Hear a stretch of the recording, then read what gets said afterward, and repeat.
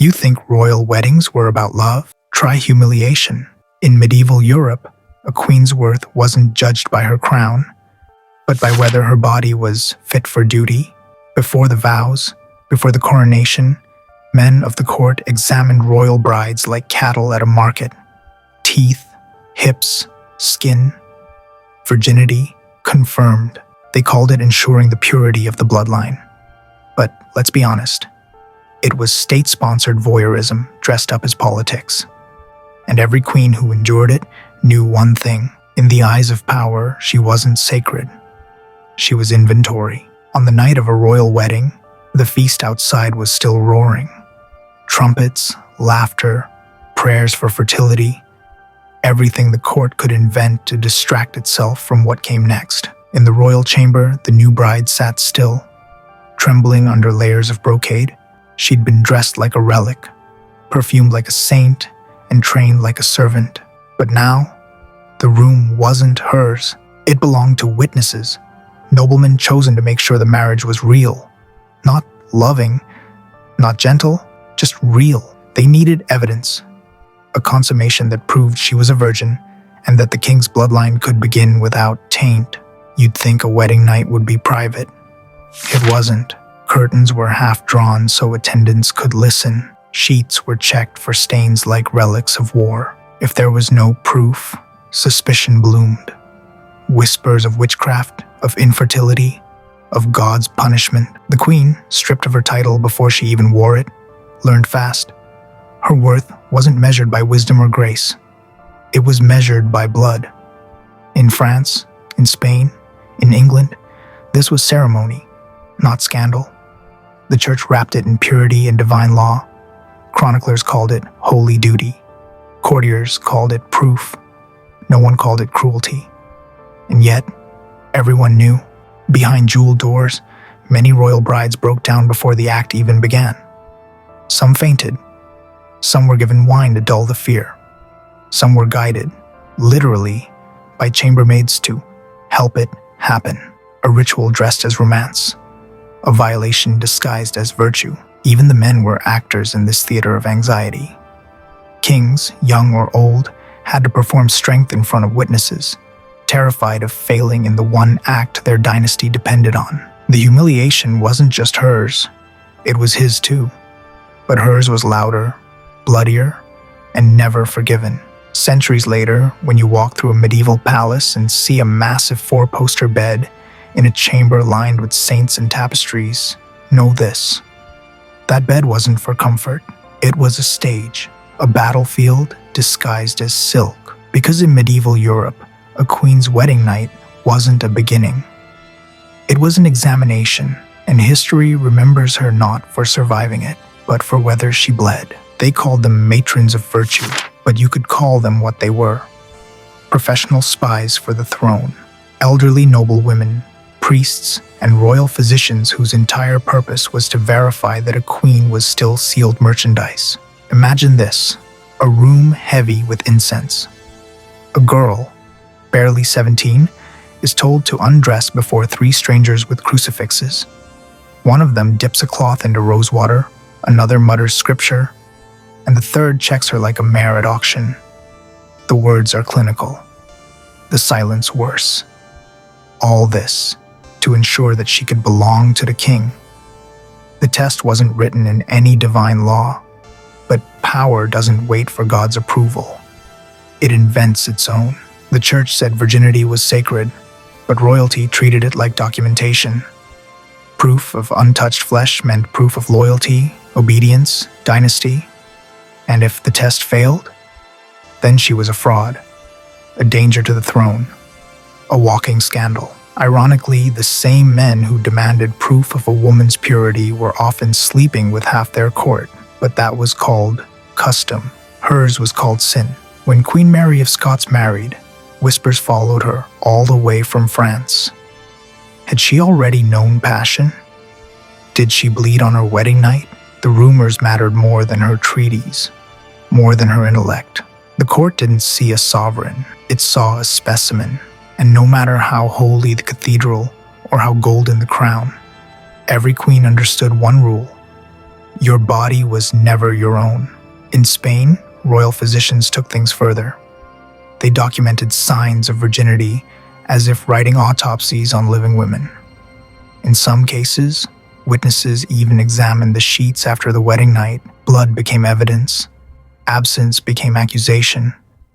And yet, no one questioned the absurdity of it.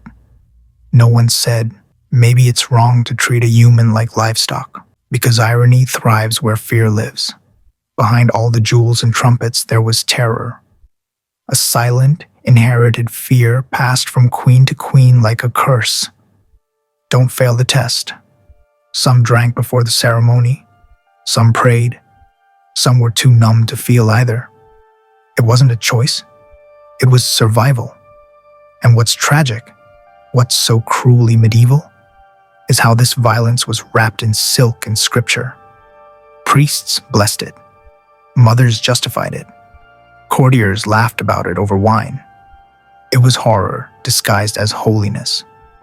But here's the truth they never recorded. Many queens didn't pass because they couldn't. Because the body, under fear, doesn't obey ceremony. And yet, they were blamed anyway. They said God was watching, but really it was the court. And the court wanted blood more than salvation. There were no words cruel enough to describe it. Only silence, followed by exile. When a queen failed the virginity test, no one said, failed. They said, unfit. They said, dishonored. The court didn't need evidence. The absence of a stain was enough to stain her forever. Take Catherine Howard, the fifth wife of Henry VIII. Barely more than a teenager, bright, eager, unprepared for the venom of a throne, they whispered that she wasn't pure. The whispers became reports. The reports became a scaffold. She lost her crown, her head, and her name, all in one winter. The irony? Henry himself had broken more vows than any priest in England could forgive, but she was the sinner. He was the king, and the people cheered as if her death restored morality. In France, King Charles VI annulled his marriage after hearing similar rumors. No proof, no defense, just gossip polished into decree. The woman was sent away in silence, her dowry confiscated, her portrait removed from the hall. That was the punishment for a body that didn't behave. Some queens weren't executed or banished, but something worse happened. They were forgotten. Imagine a young bride whose name disappears from records, whose painted face is scraped from frescoes, whose servants are reassigned overnight. She still breathes, but her existence is erased. She becomes a ghost in her own castle, a cautionary tale with a crown. And yet, everyone pretended it was justice. Even the physicians, men who should have known better, signed papers confirming that God's will had been done. They wrote sentences that sounded holy but meant nothing. The queen's virtue is compromised. A phrase polished enough to make cruelty sound professional. Sarcastically speaking, it's impressive, isn't it? How an empire can turn humiliation into a ceremony. The tests, the rituals, the whispers, they weren't just about purity, they were about control. A way for men to claim divine ownership over women they feared might think, or desire, or speak. And still, the courts carried on. Wedding after wedding, inspection after inspection, as though the next queen might finally meet their impossible standard. But beneath all that protocol, something else was rotting. You could feel it in the portraits. Eyes that looked too tired for youth, smiles that never reached the skin. The queens weren't naive. They knew that their coronation was only the prelude to their trial, and if they passed, they won a life of quiet surveillance, always watched, never trusted. If they failed, they lost everything, except the memory of that moment when the truth of their worth, their entire fate, was decided by a stranger's glance and a stained sheet. They called it purity. History should have called it what it was, an inspection disguised as faith. When the curtain finally closed on each queen's tragedy, the empire never looked back. No one recorded the trembling hands that burned the linens. No one wrote of the silence that followed the judgment. The way a palace could echo with shame louder than music. They buried the bodies, but they also buried the truth. The virginity tests became less visible over time, but never disappeared. By the 17th century, doctors called it medical verification. Priests called it divine assurance. But everyone knew what it really was: humiliation, rehearsed as holy duty. In England, the court of James I continued the tradition discreetly. In Spain, they called it the Queen's Proof. In the Holy Roman Empire, even the word chaste was enough to imprison a woman in expectation forever. And through it all, men congratulated themselves for their virtue. Because in the end, they weren't testing the woman's body, they were testing her obedience. They wanted a bride who could smile through fear and never question the absurdity of the ritual. Ironically, the men who demanded purity were often the least pure of all. Their palaces overflowed with mistresses, bribes, and illegitimate heirs. But one spot on a white sheet was considered divine evidence of sin. Faith apparently had a very selective vision. The aftermath was generational. Daughters of queens grew up knowing their own wedding nights would be watched, not with tenderness but suspicion. They learned early that a woman's worth was fragile, easily stained, and never fully hers. Even centuries later, when doctors replaced priests, the same obsession lingered. Only the language changed. By the 19th century, European courts pretended to have evolved. They stopped holding public inspections. But behind the veils and the locked doors, the fear remained. A queen who could not prove herself risked everything: the crown, the alliance, the peace between kingdoms. It was politics wrapped in sanctity. And still, people celebrated royal weddings. They watched the processions, the glittering dresses, the carriages rolling through cobbled streets. No one saw the history hiding under the silk.